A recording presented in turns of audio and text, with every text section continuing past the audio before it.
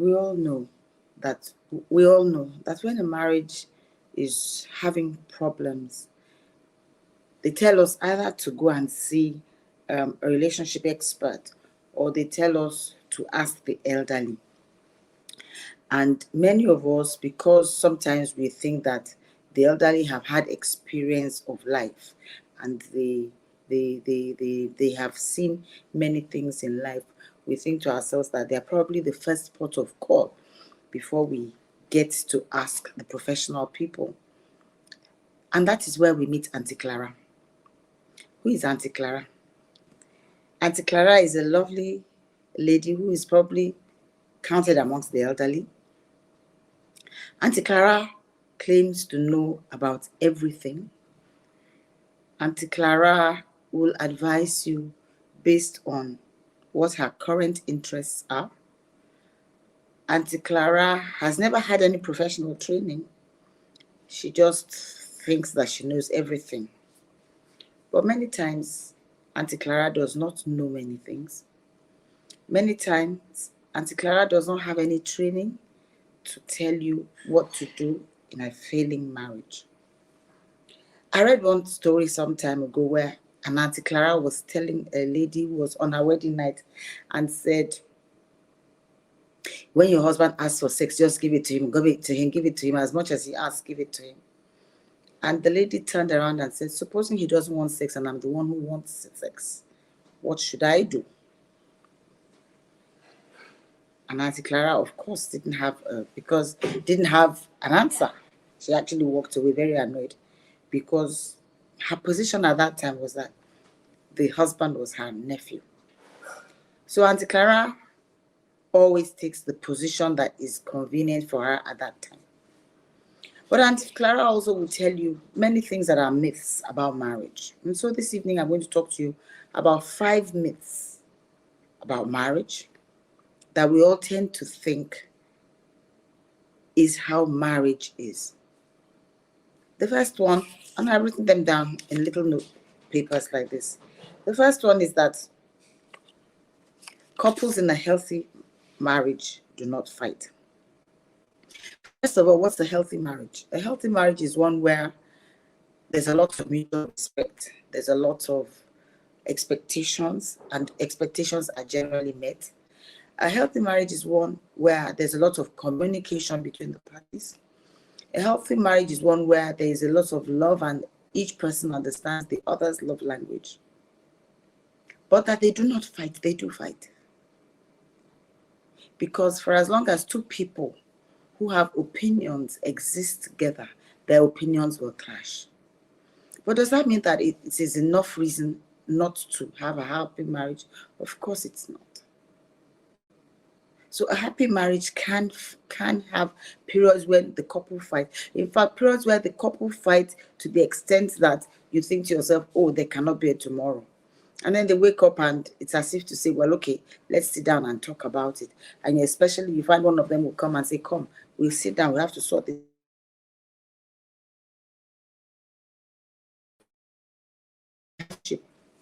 between them. That's because they have love and understanding between them. That's because they desire for their marriage to continue to be healthy.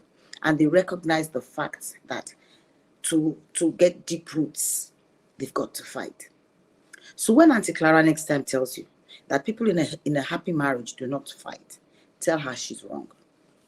The second one that Aunty Clara will probably tell you is that romance never dies when a couple is in love. First of all, romance dies. Sometimes, in fact, the night of the marriage, romance goes to bed. Romance is not something that it's not a given in a marriage. Romance is something that we need to work on.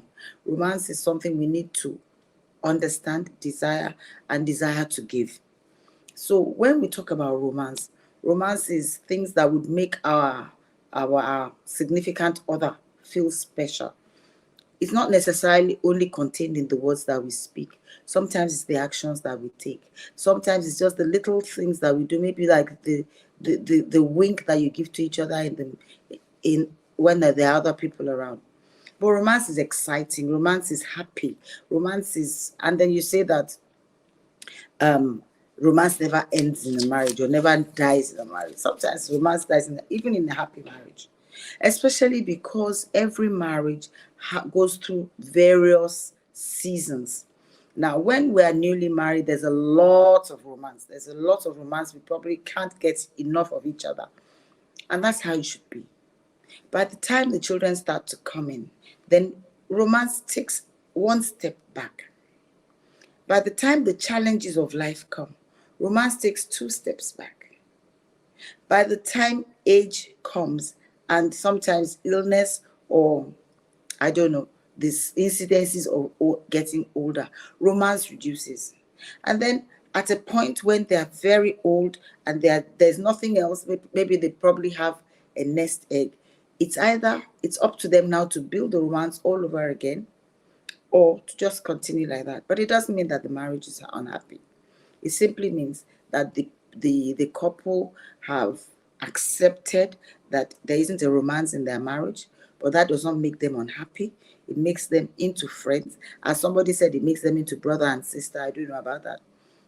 But it is a time when the fact that romance has died or there is less romance in a relationship, it doesn't mean that it is dying, and it doesn't mean that it has any problems. So watch out next time when Aunty Clara tells you that romance never dies in a happy marriage. Sometimes romance goes to bed, even if it hasn't died. Now, there's this general feeling by people that, well, she should know what I want, or he should know that this is not what I want, or when I said yes, he should know that I meant no. Many times we communicate what we are saying in our mouth is different from what our body language is saying, and sometimes people just find it difficult to understand their spouse, regardless of how long they've been together, and that's why they quarrel also. It's been generally said by a lot of people that when a woman says nothing is wrong, everything is wrong. Possibly. So we need to understand that the fact that we're married, the fact that you have given me a ring to be your wife, the fact that I share the bed with you does not mean that I understand everything you are saying, or does not mean I understand everything you are doing. So we need to be more communicative towards each other. Communication strengthens the marriage. Communication is not just the words you are speaking, it's also the active way you are listening. It's also your body language. It's also your attention to what your spouse is saying. And that way you probably would understand, or you'll be able to ask the right questions about what your spouse is trying to communicate to you one way or another. Aunty Clara will tell you that having children makes you closer.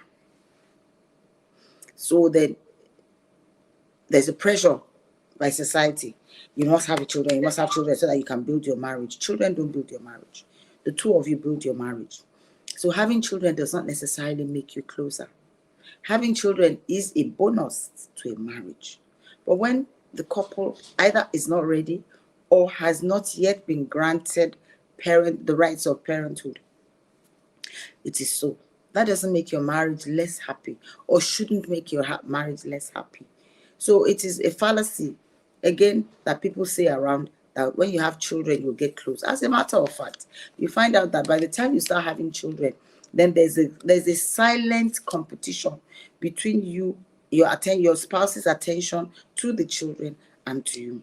Sometimes there's a silent competition between the child in the middle and then the two of you fighting over the child. So children do not necessarily make you closer. When you are closer, it's because the two of you have worked on your marriage and you are closer. The fifth fallacy is that when you have lived with your boyfriend for some time, you have a happy marriage. As a matter of fact, that never works. That never works unless you work the marriage, because there's nothing to aspire to. I remember many years ago when we had just started working as work life, a schoolmate of mine, my own father bought me, I think it was a Passat or it was a Honda. It was a Passat, 7,000 naira.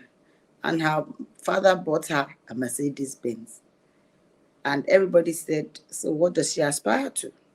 So in the same way, when you're already living together, there really isn't much to aspire to. As a matter of fact, a couple that have lived together probably have more work to do after they get married, because then there's nothing to discover about each other. There's nothing to discover about your morning breath, because you already know what the morning breath is. There's nothing to discover about whether he snores at night or not. There's nothing to discover about her style of homekeeping. So you need to work even harder. So it's a fallacy to say that because you have lived together before your marriage will be happy. Every marriage needs to be worked on. It has nothing, absolutely nothing, to do with the fact that you have lived together before you got married. So what are your Aunty Clara telling you? What myths or what advice is Aunty Clara giving you? Tell me under this comment box. Let's discuss Aunty Clara. Aunty Clara can be very, very exciting to sit with and to listen to. Thanks for watching.